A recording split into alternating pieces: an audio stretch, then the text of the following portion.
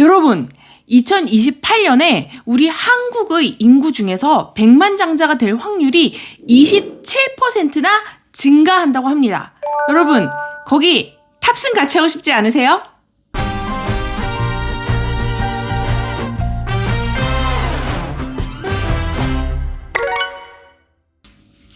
제가 얼마 전에 그 스위스 은행의 UBS라는 은행이 있어요. 거기에서 매년 세계 부자 보고서를 이제 발행을 해요. 그래서 제가 읽어보다가 너무 깜짝 놀란 거예요. 아니 글쎄 영국의 인구 중에서는 백만장자가 오히려 마이너스 17%가 사라질 것이라고, 감소할 것이라고 하는데 우리 한국은 2028년까지 백만장자의 수가 지금보다 약 27% 증가한다고 합니다. 27%나 증가한다 그러면 100%의 4분의 1 정도도 넘는 거잖아요. 그러면 뭐 해서 이렇게 부자가 될 확률이 높다는 거지? 뭐 해서 나도 좀 거기 같이 탑승해볼까? 이런 생각 들지 않으세요?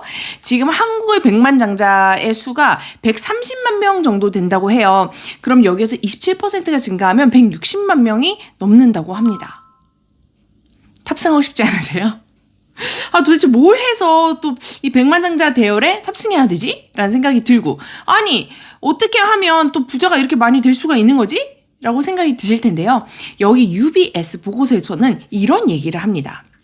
여러분, 부의 이동이라는 말을 들어보셨나요? 부의 피라미드, 부의 이동 뭐 이런 게 있는데, 부라는 것은 정적인 존재가 아니라는 거예요. 무려 상류층에서 탈락할 확률은 51%로 과반수가 넘어간다고 해요. 뭐야, 내가 상류층이 돼도 너무 무서울 것 같지 않아요? 이거 까딱 잘못하면은 다시 중류층 되겠네 뭐 이럴 거 아니에요. 그쵸?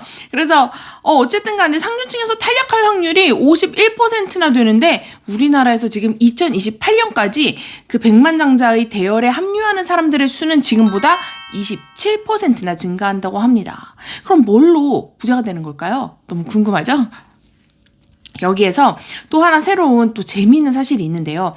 여러분, 대만 아시죠? 대만이 얘네들의 이 연구 결과에서 넘버1이에요. 대만의 백만장자의 인구수는 지금보다 약 47%나 증가한다고 합니다. 도대체 뭘 했길래 거기는, 그 나라는 그렇게 백만장자가 많이 늘어? 이런 생각을 할 것 같지 않아요? 그쵸? 그래서 정답은 바로 AI입니다.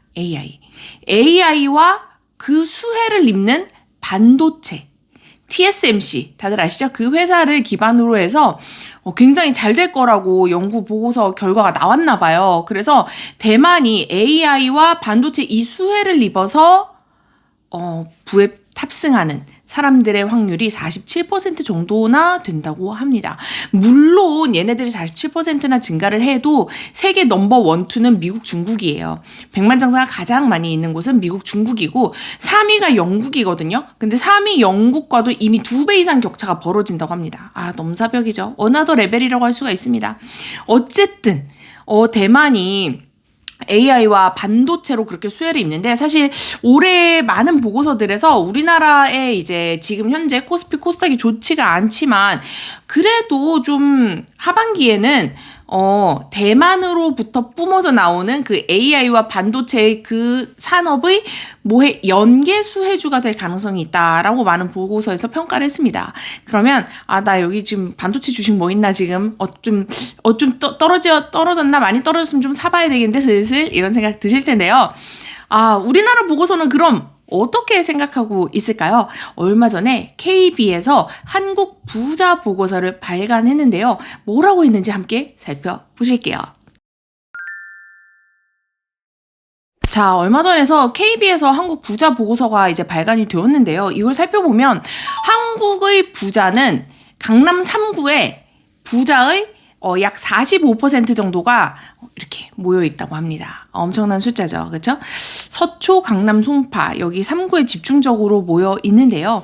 이 중에서 거의 부동산이 이제 자산 중에서는 규모가 가장 크다고 할 수 있죠. 그렇죠? 우리나라는 전통적으로 이 부자들은 부동산으로 될 확률이 많았는데, 제가 좀 전에 말씀드린 UBS 보고서에서도 그런 내용들이 있습니다. 그리고 여기에는 이제 또 중요한 아시아 우리가 아시아 태평양 지역이에요. 세계에서 볼 때는. 아시아 태평양 지역이 가장 부자의 수가 증가한 걸로 보면은 많은데, 이 대륙의 특징이 그 부채가 많다. 그래서 부채를 끼고 뭔가에 투자해서 부자가 된 사람들이 많다라고 합니다. 그래서 우리가 부동산 투자 같은 거 할 때 이제 레버리지 대출을 막 풀대출이야 막 이렇게 얘기를 하는데, 그것도 이제 정책에 따라서 그리고 금리에 따라서 많은 영향을 받습니다. 금리가 갑자기 높아졌다 이러거나 정책에서 풀대출은 안 돼 이렇게 규제를 해버리면 이제 힘들어지는 그런 게 있죠. 아무튼 간에 우리 그 아시아 태평양 지역 사람들 중 특히 우리나라 사람들 지금 다 맞지 하는 사람도 분명히 있을 거예요. 그 우리나라 사람들이 부자에 편승하는 데에는 대출이 한몫했다고 할 수가 있습니다. 그런데 주식에서는 이 B2 열풍이 한창 불었지만 또 지금처럼 금리가 높고 이럴 때는, 그리고 굉장히 위험한 상품을 투자할 때는 B2를 절대 해서는 안 되겠죠. 자, 어쨌든 간에 대출 안 끼는 사람은 어딨어? 뭐 이렇게 다들 생각을 하실 텐데요. 어쨌든 대출이 굉장히 큰 영향을 미쳤고, 부동산 자산이 전년 대비 10.2%의 확대를 했다고 합니다. 자, 부자의 이제 열쇠는 현금 유동성이라고 할 수가 있어요. 그리고 다들 사람들이 그래도 한 100억은 좀 돼야지 부자지 이렇게 생각하는 사람들이 31.3%가 되었다고 합니다. 그리고 이들 중에 이 부자가 된 사람들의 통계는 보통 왜 여러분 그런 말 들어봤어요? 40대가 되면 얼굴에 책임을 져야 된다고, 얼굴에 다 나타난다고. 그래서 여기서도 42세가 되면 보통 이 부자의 탑승할 수 있는 7억 원 정도의 종잣돈을 마련한 상태였다라고 말하고 있습니다. 여러분들 그 인생 사이클 보신 적 있으세요? 인생 사이클 보면 인생에서 이제 월급의 분포도를 보면 이렇게 딱 그 벨라인처럼 생겼어요. 그래서 이 벨라인의 정점이 40, 50대입니다. 그래서 이때 난 부자가 못된 사람이면 어떡하지? 라는 생각이 또 드실 수도 있는데요. 여러분 아시죠? 워런 버핏이 60대 이상부터 자산이 급격하게 늘었다는 사실. 물론 그전에도 부자였지만요. 그래서 어쨌든 나는 이 나이 때 이만큼 못 모았는데 하시는 분들 계시더라도 꼭 힘을 내시고 또 기회를 보면 좋지 않을까라고 생각을 합니다. 제가 이 KB의 보고서에서는요, 굉장히 어떻게 보면 이거 진짜야? 라는 생각이 들었던 게 있어요. 바로 뭐냐면 가상자산에 투자하는 비용이었어요. 가상자산에 대해서 투자할 의향이 있는가. 이게 생각보다 월등히 낮은 거예요. 그래서 예를 들면은 금이나 보석에 투자 향후 의향이 있는 사람들은 30몇 %가 훌쩍 넘습니다. 그런데 가상화폐에 투자를 하시겠느냐 하면은 가상화폐가 9%에 그친다고 합니다. 사실 전 너무 충격을 받았어요. 그런데 이 중에 더 충격이 뭔지 아세요? 그냥 투자 의향이 없는 사람이 50%예요. 그래서 이게 가장 높았다는 게 충격적이었고, 생각보다 그리고 가상자산에 대한 관심이 너무 적습니다. 그래서 아무튼 간에 이 사람들의 그럼 투자 성향과 투자 계획과 그 부자가 된 비법이 뭘까 하고 또 궁금할 수 있잖아요. 그렇죠? 그 부자가 된 비법 뭐냐면 첫 번째 소득 잉여 자금, 두 번째 자산 배분 전략, 세 번째 부채 활용, 이렇게 세 가지로 나눌 수가 있어요. 제가 말씀드렸죠. 부채를 활용해서 부자간 사람들이 아시아 태평양 지역에 굉장히 많다. 그렇죠? 굉장히 많다. 그리고 소득 잉여 자금, 이건 이제 남는 돈인데 우리 다들 많이 알아요. 다들 많이 그렇게 생각해요. 무슨 생각이냐면 처음에 보통 이제 20대 분들이나 좀 나이가 어리신 분들은 생각을 한단 말이에요. 내가 부동산을 뭔가 사고 싶은데 부동산은 너무 목돈이 들어가요. 그렇죠? 그리고 여러분들 아실지 모르죠? 부동산 투자는 돈이 깡 묶여요. 굉장히 오랜 기간 깡 묶입니다. 그리고 이게 굉장히 많은 돈이 들어가고 이게 샀다 팔았다 할 수 있는 구조가 아니에요. 그래서 부동산은 굉장히 큰맘 먹고 투자를 해야 되고 굉장히 목돈이 들어가기 때문에 이것을 위한 돈을 내가 마련하겠다. 뭐로? 주식 투자로 또는 코인 투자로 이렇게 어떤 변동성이 좀 더 큰 자산군 시장에 투자를 해서 내가 이 좀 종잣돈을 마련한 다음에 그 다음에 부동산으로 옮겨가겠다. 그리고 그 다음에 부동산에서 뭔가를 구입할 때 거기에서 부채 활용 전략을 사용해서 내 덩치보다 조금 더 큰 거 대신 내가 감당할 수 있는 정도의 수준에서 대출을 내야 되겠죠. 그래서 그 정도로 부채를 활용해서 건물을 집을 마련한다. 이게 거의 100이면 100개 다 알고 있는 루트가 아닐까 싶어요. 만약에 이 루트를 모르신다면 반드시 오늘 암기를 하셔야 돼요. 그래서 이거는 거의 대부분의 사람들이 다 이런 절차를 밟고 이런 절차로 생각을 합니다. 자, 그래서 제가 여기에서 말씀드리고 싶은 내용은 바로 이거예요. 구독, 좋아요, 알람 설정 부탁해요. 바로 무엇이냐면요. 보통 사람들이 투자를 할 때 이제 뭐 부동산 투자 같은 경우는 보통은 내가 살 집부터 좀 하나 사볼까 뭐 이렇게 생각을 하세요.